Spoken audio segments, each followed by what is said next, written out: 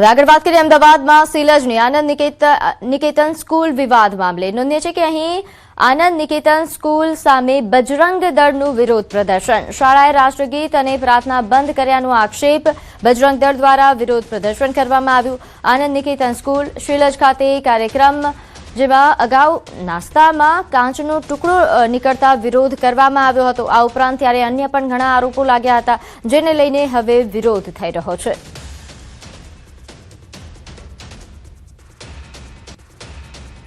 સ્કૂલે એવું કીધું કે આ સ્કૂલમાં જે મુસ્લિમ શિક્ષકો છે ને એ લોકો છે એમને સસ્પેન્ડ કરવા, પણ સસ્પેન્ડ નહીં, એમને તાત્કાલિક અહીંયાથી મોકૂફ, ફરજ પરથી મોકૂફ એટલે કે દૂર કરવામાં આવે અને આ સ્કૂલમાં પ્રાર્થના અને રાષ્ટ્રગીત શરૂ કરવામાં આવે। બજરંગ દળનો આજ કાર્યક્રમ છે।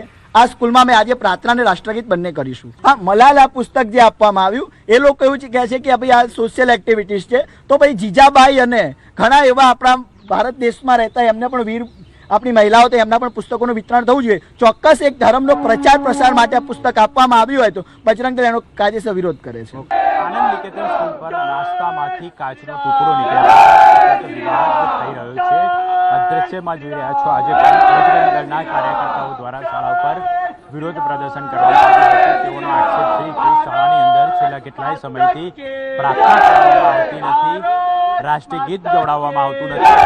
બજરંગ દળના કાર્યકર્તાઓ છે જ્યારે તેઓ અહીં વિરોધ માટે પહોંચ્યા ત્યારે દરવાજો બંધ હતો, શાળાનો દરવાજો, કેટલાક લોકો શાળાનો દરવાજો ખોલીને આવ્યા હતા, કેટલાક લોકો દ્વારા આ જે લોક હતું તે લોક તોડીને ત્યારબાદ અહીં આવ્યા હતા। આપણી સાથે ઉપપ્રમુખ છે, તેમની સાથે વાત કરીશું। શું કહેશો હિરેનભાઈ, આજે વિરોધ કેમ?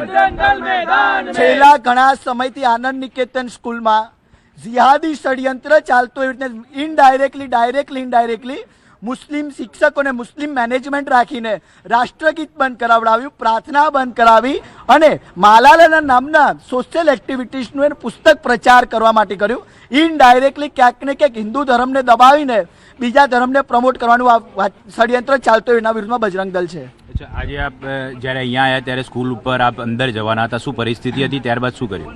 સ્કૂલના સત્તાધીશો બજરંગ દળથી ડરીને લોક મારી દીધું હતું, પણ આ તો બજરંગીઓ છે, આ તો બજરંગીનું સ્વરૂપ છે, લોક તોડી દીધું અને બજરંગ દળના કાર્યકર્તાઓ અંદર પ્રવેશ કર્યા છે। તો આપ જોઈ શકો છો હાલમાં જે તમામ બજરંગ દળના કાર્યકર્તાઓ છે તે સ્કૂલમાં પ્રવેશ્યા છે અને શાળાની અંદર તેમણે પ્રાર્થના અને રાષ્ટ્રગીત પણ કર્યું હતું। કેમેરામેન અમિત શર્મા સાથે ઋત્વિક સોની, ન્યૂઝ 18 ગુજરાતી, અમદાવાદ। હવે આગળ વાત કરીએ સુરતની, જ્યાં અડાજણમાં અજગરનું રેસ્ક્યુ કરવામાં આવ્યું। અજગરના બચ્ચા કે જે મળી આવ્યા બાદ વન વિભાગે રેસ્ક્યુ કામગીરી કરી હતી। નોંધ્ય છે કે વન વિભાગને જ્યારે જાણ કરવામાં આવી ત્યારે તાત્કાલિક સ્વયંસેવકોએ સાવચેતીપૂર્વક રેસ્ક્યુ કામગીરી કરી હતી। બાદમાં અજગરના બચ્ચાને વન વિભાગને સોંપવામાં આવ્યું। તો જોઈ શકાય છે કે ખૂબ મોટું એવું અજગરનું બચ્ચું કે જેનું રેસ્ક્યુ કરવામાં આવ્યું હતું। અહીં અડાજણમાં આ પ્રકાર અજગર નીકળવાનો બનાવ બન્યો હતો, જો કે સ્થાનિકો દ્વારા તાત્કાલિક વન વિભાગને જાણ કરવામાં આવી। આ ઉપરાંત આસપાસના જે સ્વયંસેવકો છે તેઓ તાત્કાલિક અજગરને રેસ્ક્યુ કરીને વન વિભાગને સોંપ્યું હતું।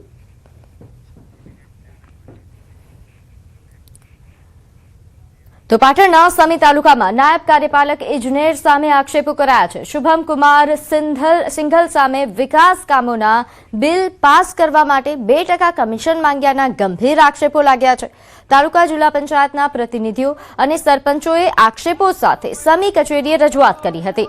દરમિયાન અધિકારીએ મીડિયા સમક્ષ જવાબ આપવાનું ટાળીને કચેરી છોડતા અરજદારોમાં રોષ ફેલાયો હતો।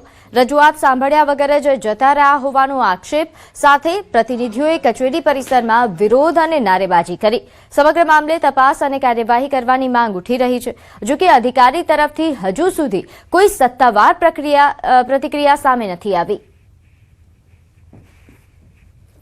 એ ધારાફંડના કામો સૂચવેલા, ધારાસભ્યની ગ્રાન્ટના કામો સૂચવેલા છે અને એ કામોની એ ટકાવારી માગે છે અને ટકાવારી જો ના આપે તો એ અઠવાડિયું 10 દિવસ સુધી બિલો પેન્ડિંગ પડ્યા રાખે છે એમના ટેબલ ઉપર। વારંવાર મારી પર ફોન આવે છે, તો આ ખેડૂતોને હિતમાં ધ્યાને લઈ અને આ રજૂઆત કરવા અમે અહીં પ્રાંતમાં આવ્યા હતા ડી સાહેબને મળવા માટે, પણ એ અમારી રજૂઆત સાંભળ્યા વગર જ જતા રહ્યા છે। એટલે અમારી રજૂઆત નહીં સાંભળવામાં આવે તો અમે ગાંધી ચિંધ્યા માર્ગે આંદોલન કરીશું। અમે સાહેબ જોડે રજૂઆત કરવા આવ્યા હતા, પણ વળવા રહ્યા નથી, જૂઠા હતા એટલે જતા રહ્યા।